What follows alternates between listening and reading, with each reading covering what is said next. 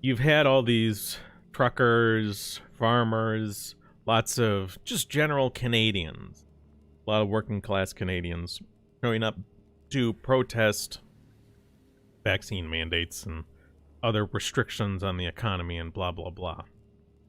And in response, you've had, like, counter-protesters, right?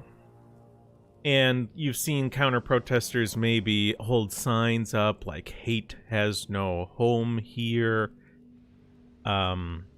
Black parliamentarians are saying the protest convoy is a venue for white supremacists. So these black parliamentarians are saying we need something more than just a denunciation. We can't just say they're bad. We gotta do something, right?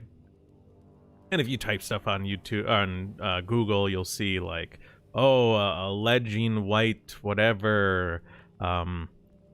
Local leadership is treating the majority white demonstrators as if they're acting reasonably. You know, majority white demonstrators. It's like, ooh. So let's take a look at that. You have the accusation. So what are, like, we'll call them the left, right? These anti-whites on the left who are demonizing the Freedom Convoy. Hate has no home here. You majority white protesters are so evil. They're saying white people are uniquely, oh god, uniquely evil? Uniquely spelled right there? So the accusation, we're uniquely evil.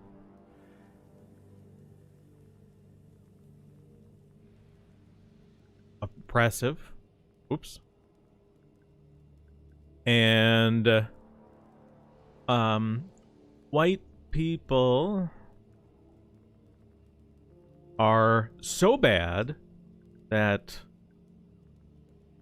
when they do something, that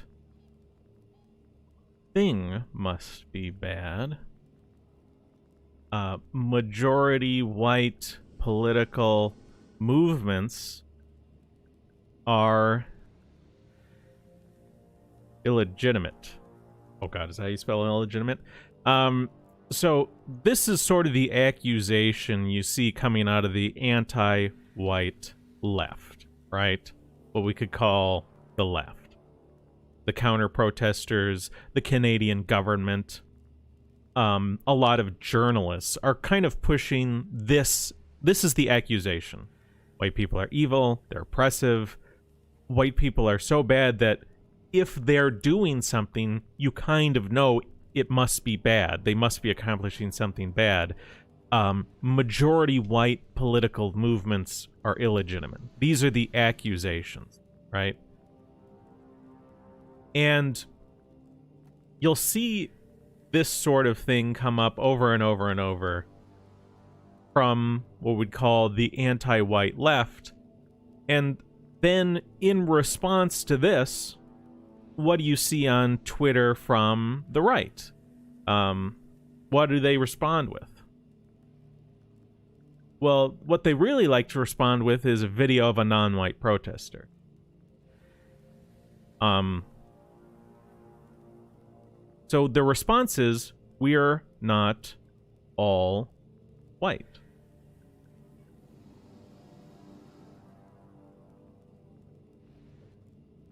So this is the dynamic that you see coming up online and in these, oh god, in these, in the political discourse.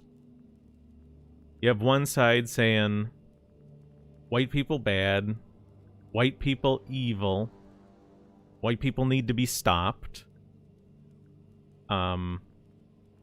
And then the other side says, well, you know, our protest isn't only white people. It isn't just us whites. There's also non-whites here. Does everyone start to see what the problem is with this? this response comes off like a groveling apology. Because one, it doesn't actually address hardly anything here. And two, the thing is, when you start groveling like this, when you say, well, we're not all white, it comes off to third parties, like kind of fence sitters, like, no, interesting that the response doesn't hardly address any of the criticisms, right? If you see someone avoiding certain criticisms, you kind of assume that they don't have a good response to those criticisms, and that the criticisms might be valid, right?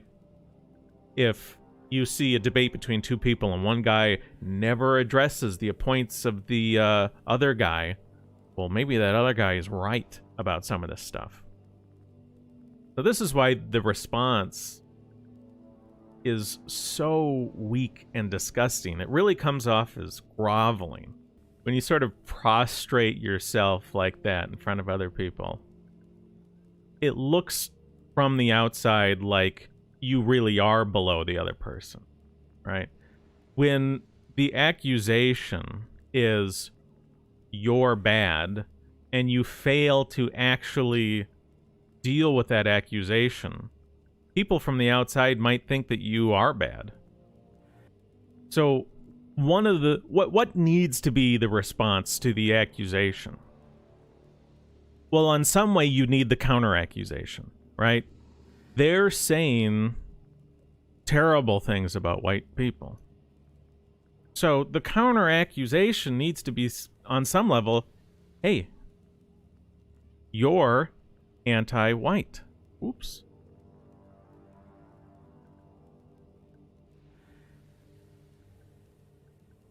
And I've seen on Twitter times where people have said terrible anti-white things. Some other Twitter user accuses them of being anti-white, and then the original poster starts trying to argue that they're not anti-white.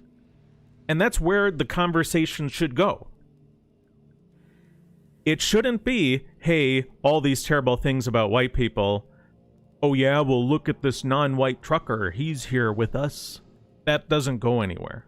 It makes you look really bad. It makes you look kind of like a loser. But if the initial accusation is white people are terrible, white people are evil, and then you counter-accuse, you say you are anti-white. You hate white people. That's why you're saying all the things you're saying. You're saying these things because you hate whites. And then the original accuser is stuck in the unenviable position. They're stuck sort of like trying to make these mental gymnastics about how they're not anti-white. That's where they should be. That's how this conversation is supposed to go. These people who say these things should have to explain to the world how they're not anti-white. That's where you want this conversation to go. So if you see all this conversation about the truckers, you will just go on YouTube, go on Twitter, Facebook. You'll see this going on. You'll see... Let me see if I can bring up... You'll see this accusation and then this response. And the response is wholly insufficient, and it makes you look kind of pathetic. You will see the people on the left saying, whites are terrible. This political movement that involves so many white people is white supremacist and evil, and hate has no home here. And then the person on the right, so to speak, will say like, oh, well, we're not all white in this protest. Look at this guy. He's Middle Eastern, Like, we're not all bad. But the person on the right failed to actually address the really abhorrent hateful things that the initial person said. And if you just let all that go, it looks like tacit agreement, right? Someone says white people are evil, white people are oppressive, white people make up this protest, so this protest is illegitimate. And then your response is, well, you know, we're not all white in this protest. There are some non-whites here. It's really a terrible look. So it's time to start making, I don't know, a good response. And to call these people who are anti-white, anti-white. It's time for these people to receive an accusation of evil, right? It's time for them to be being accused of being hateful, because they are.